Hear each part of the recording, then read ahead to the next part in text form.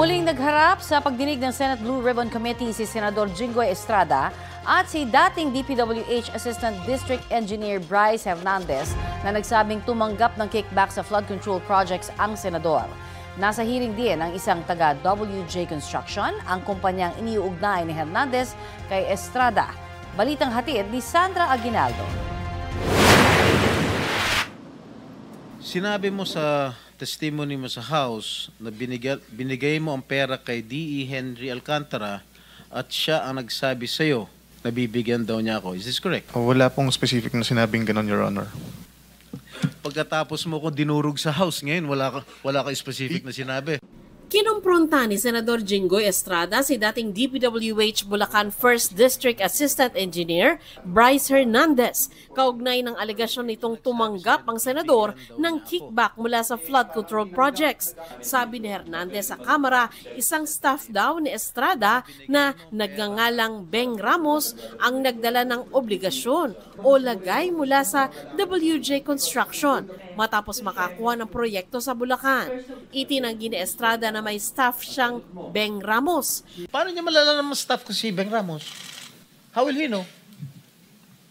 Hindi ko rin po alam. Yun lang po ang sinabi sa akin ni Boss Henry. Kaya po nagkaroon po kami ng connect ni Ma'am Beng Ramos at si Ma'am Mr. Mina. Bryce, masyado ka na nagsisinungaling eh. Ang pakilala kay kay Ma'am Mina and Ma'am Beng is staff po ni Sen Jinggoy. Pero hindi po specifically sinabi ko na yung proponent is para po kay Senator Jinggoy. Hindi po. Ibang projects po yung sinasabi ko na nakatag po kay Senator Jinggoy. Hindi po yung specifically noong 2022. Ang tinutukoy na boss ni Hernandez ay si dating DPWH Bulacan 1st District Engineer Henry Alcantara. Pero itinanggi rin niyang nakatanggap siya ng pera para ibigay sa politiko. I-respectfully deny po yung sinasabi niya na binigay niya po sa akin na may mga ganun pong issue, Your Honor. So tama si Senator Lacson, the burden of proof lies with you, Mr. Hernandez. Kasi tahasan mo sinabi sa House of Representatives at kinundinan naman ako ng taong bayan. Hindi inimbita sa pagdinig si Ramos for humanitarian reasons dahil may stage 4 cancer siya. Dumalo naman sa pagdinig si Mina Jose ng WJ Construction. Paglilinaw niya, siya ang ka-message ni Hernandez at hindi si Ramos. Kaibigan daw niya si Ramos na nag-refer daw sa kanya kay Hernandez para sa isang joint venture na hindi natuloy. Sa ipinakitang text message ni Hernandez, may i-deliver umano si Jose. Sa message mo nung December 11, which was a Sunday, may sinasabi ng isang delivery. Tama po ba? Yes po. Ano ito? Para saan at para kanino? I meant by delivery po are the documents na hinihingi niya po for the processing po ng joint venture. I have never given nor received any money from any public official or government employee, including this Mr. Bryce Hernandez. Thus, I strongly deny his accusations. Pero giit ni Hernandez, nagbigay ng obligasyon si Jose. Ano yung obligation na yon? Pera po. Para kanino?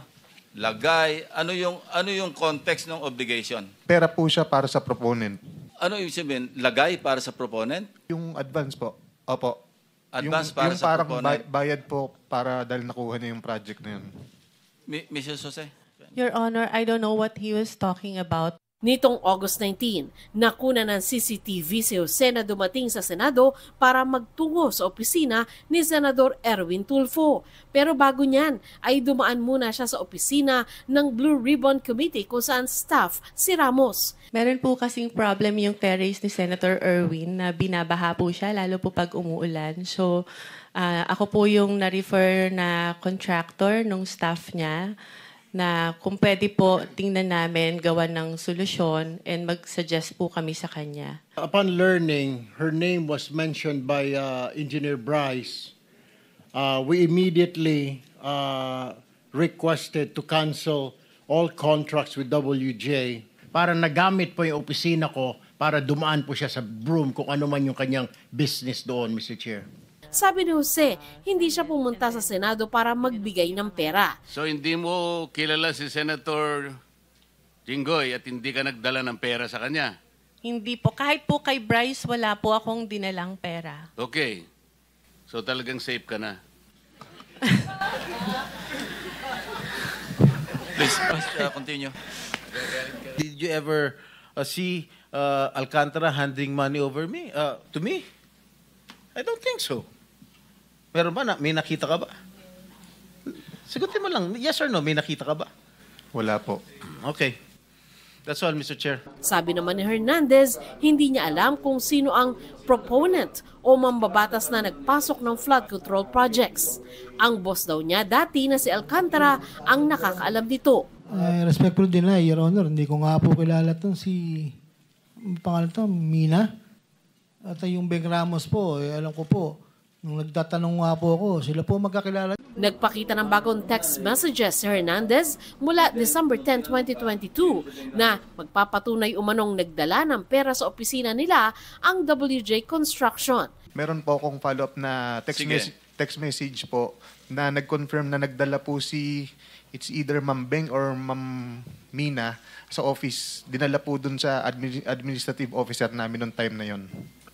Meron po akong text message na yun. Galing po sa Chief of Staff ni Boss Henry Alcantara. Kinonfirm po na nakapagdala na ng obligasyon. Base sa screenshots, sinabi ng Chief of Staff umano ni Alcantara na nakuha na sa administrative officers nila yung pinadala nila Beng Ramos. Nag-text ito ulit matapos ang ilang araw kung ipasasabay na raw ba yung kay Beng Ramos. Sabi raw niya, sige, ipasabay na.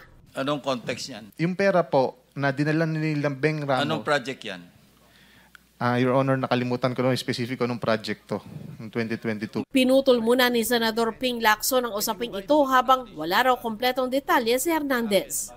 Sandra Aguinaldo, nagbabalita para sa GMA Integrated News.